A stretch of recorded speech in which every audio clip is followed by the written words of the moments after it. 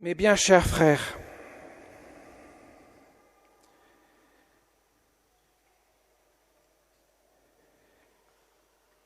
il prit les 5 pains et les 2 poissons, et levant les yeux au ciel, il prononça la bénédiction, il rompit les pains, les donna aux disciples, et les disciples les donnèrent à la foule. Nous avons le miracle de la multiplication des pains. Avec 5 pains et 2 poissons, Jésus nourrit une foule de 5000 personnes, sans compter les femmes et les enfants, nous dit saint Matthieu dans l'évangile que nous venons d'entendre à l'instant. Et à la fin du repas, quand tout le monde a été rassasié, on ramasse 12 paniers pleins. L'endroit est désert, la foule accourt après Jésus pour entendre sa parole. Mais voilà qu'il se fait tard et qu'il n'y a rien à manger. Il a nourri les cœurs par sa parole. Il faut maintenant nourrir le corps. Et voilà que les disciples s'inquiètent. Seigneur, ils n'ont rien à manger. Nous n'avons que 5 pains et 2 poissons. Alors Jésus ordonne de les faire asseoir et de leur distribuer cette nourriture qui va se multiplier des 5 pains et 2 poissons. Alors vous vous en doutez bien sûr, les chiffres sont symboliques, ont un symbolisme fort et qui va nous exprimer le mystère même de ce que Dieu fait en ce moment-là, à ce moment-là, lorsqu'il multiplie les 5 pains et les 2 poissons. L'endroit est désert. Un endroit désert est propice à l'écoute de la parole que Dieu nous parle, que Dieu nous adresse. Nous ne sommes pas perturbés par les bruits, par les séductions de ce monde. Nous entendons la parole de Dieu. Il n'y a rien d'autre.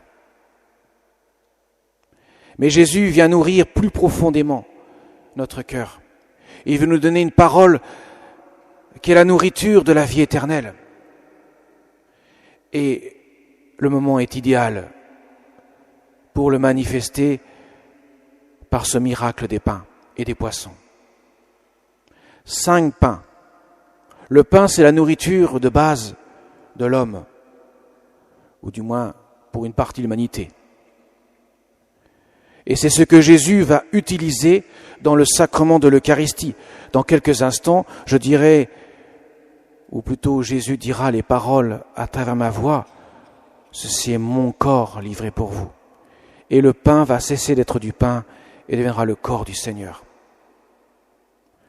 Donc le pain va être utilisé par le Christ pour le transsubstantier, c'est-à-dire le changer en l'être du pain en son corps, tout en gardant l'apparence du pain, l'odorat, le goût du pain, ce que nos sens perçoivent. Mais ce ne sera plus du pain, ça sera réellement le corps de Jésus. Seule la foi permet d'appréhender un tel mystère qui échappe totalement à nos sens et à notre intelligence, si elle n'était pas éclairée par la foi, par la révélation. Donc ce pain est la base sur laquelle le Christ va donner son corps, livrer son corps pour que chacun puisse communier à son corps et à son sang. Et il se trouve qu'il y a 5 pains, puisque Jésus va être crucifié avec 5 plaies, les 2 pieds, les 2 mains et son côté transpercé par le glaive du soldat romain. Les 5 plaies du crucifié manifestent clairement que le Christ ne fait plus qu'un avec sa croix. Il est livré sur la croix. Ceci est mon corps livré pour vous. Il est livré. Il se livre pour nous. Donc les 5 pains nous rappellent le Christ crucifié en croix, qui se livre sur la croix pour que nous puissions le recevoir en nourriture. Le jeudi saint, le jour de l'institution de l'Eucharistie, prend tout son sens et sa réalité profonde dans le mystère du vendredi saint où Jésus est crucifié sur la croix. Car il livre son corps sur la croix, il verse son sang sur la croix. Cela devient la nourriture de la vie éternelle. Puisque effectivement, en recevant le corps, le sang, l'âme et la divinité de notre Seigneur Jésus, nous recevons le gage de la vie éternelle.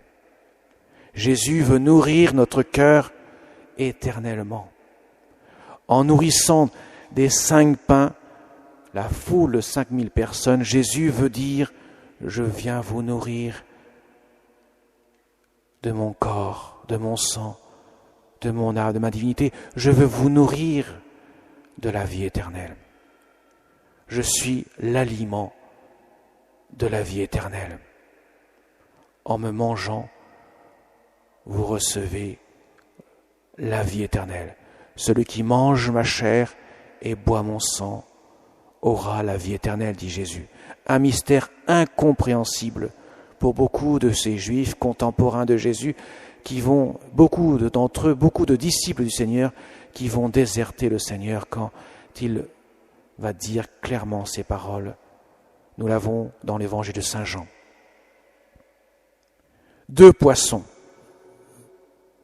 Le poisson sera le symbole des chrétiens dans les premiers temps du christianisme, parce que en grec ancien, ictus veut dire poisson.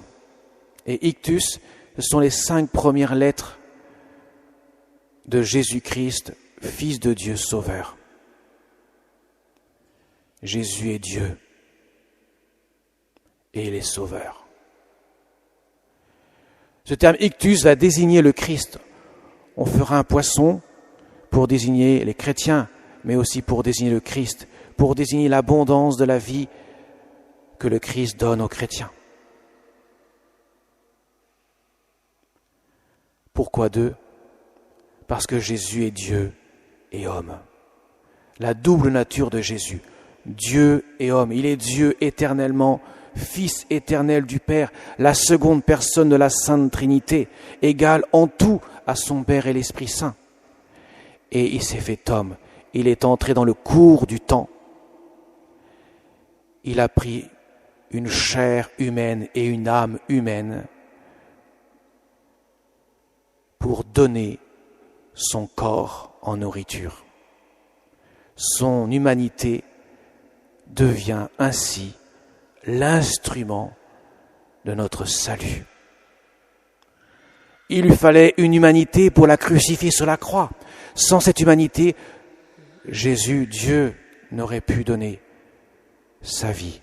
Lui qui est impassible, lui qui ne souffre pas, lui qui est Dieu éternellement heureux de toute éternité.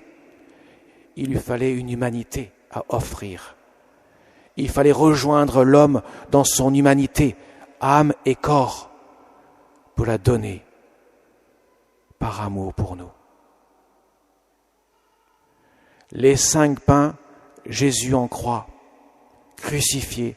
Les 2 poissons, Jésus, Dieu le Fils, Sauveur, parce qu'il s'est fait homme, vient nourrir la foule innombrable qui a faim de Dieu.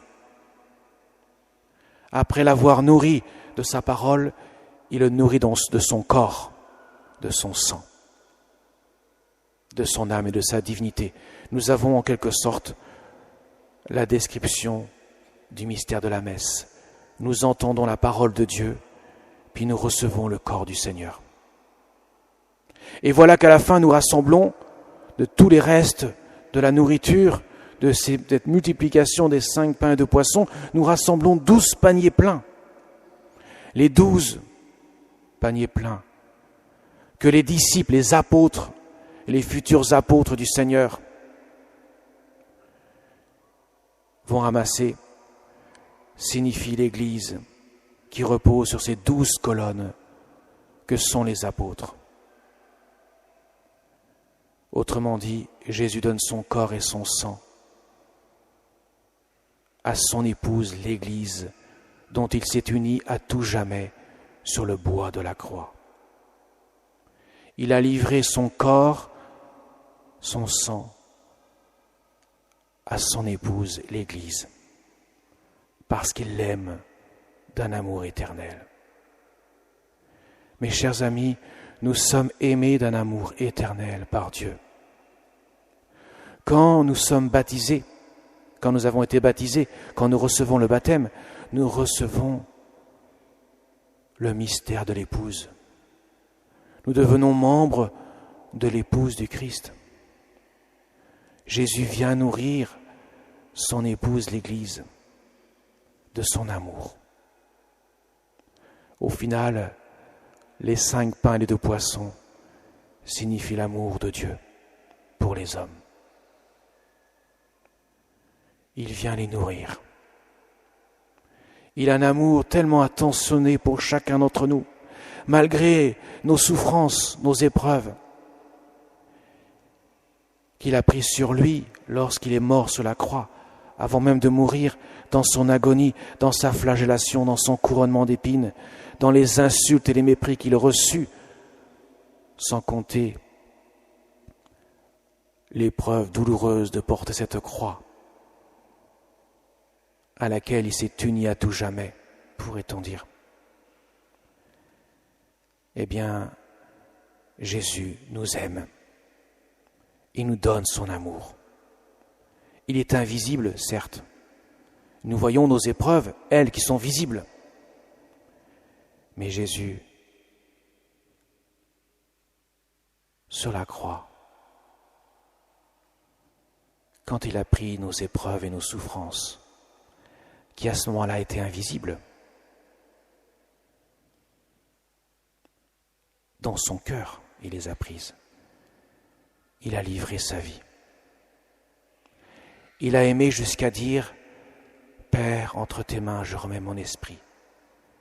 Il a aimé jusqu'à y perdre la vie, car sa vie, nul ne la prend, c'est lui qui la donne.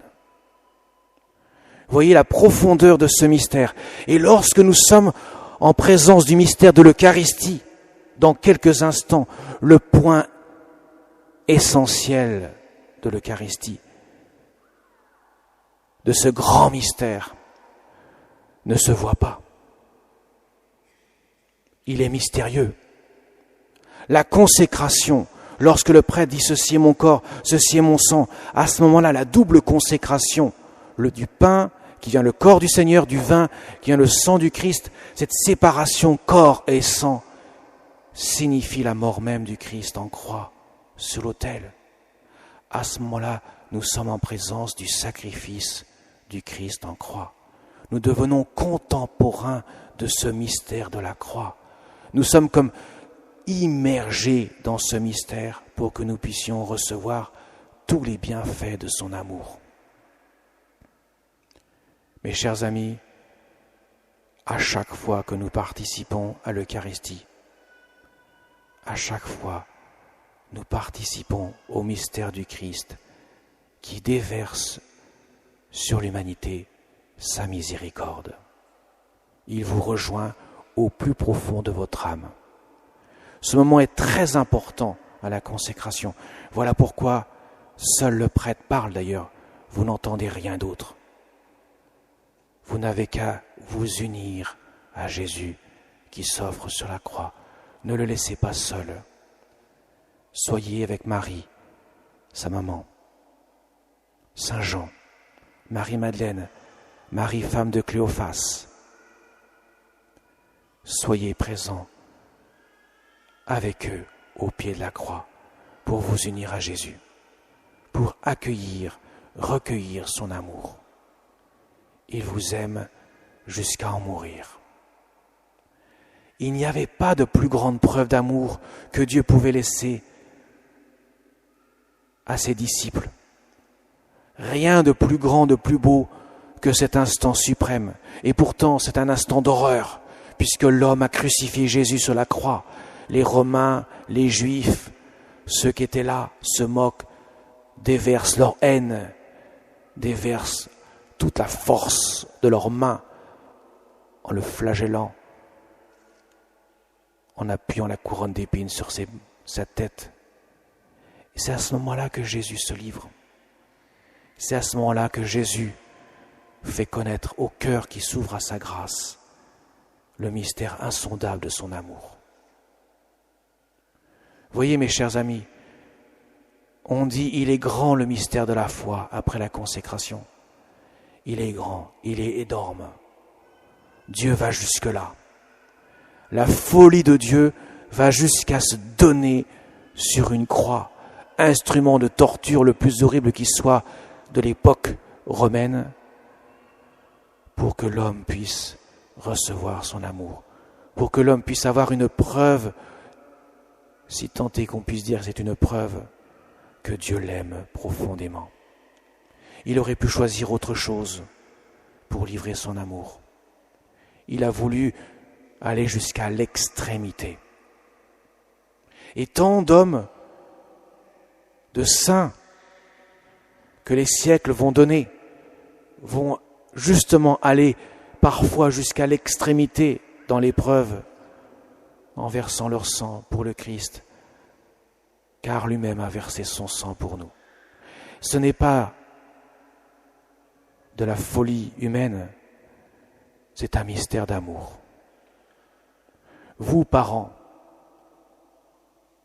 je m'adresse à vous, papa, maman, n'êtes-vous pas prêts à vous livrer entièrement pour vos enfants? N'êtes-vous pas prêts à endurer, même au prix de grands sacrifices, parfois, de souffrance, pour aimer vos enfants? L'amour va jusqu'au bout. On ne peut pas dire à quelqu'un « je t'aime jusqu'à ». On n'est pas une assurance, un contrat d'assurance que nous aurions scellé avec le bon Dieu. Il n'y a pas de jusqu'à. Il n'y a pas de petits alinéas qui montrent des exclusions du contrat. Dieu se livre totalement. C'est ce qu'il nous donne dans l'Évangile.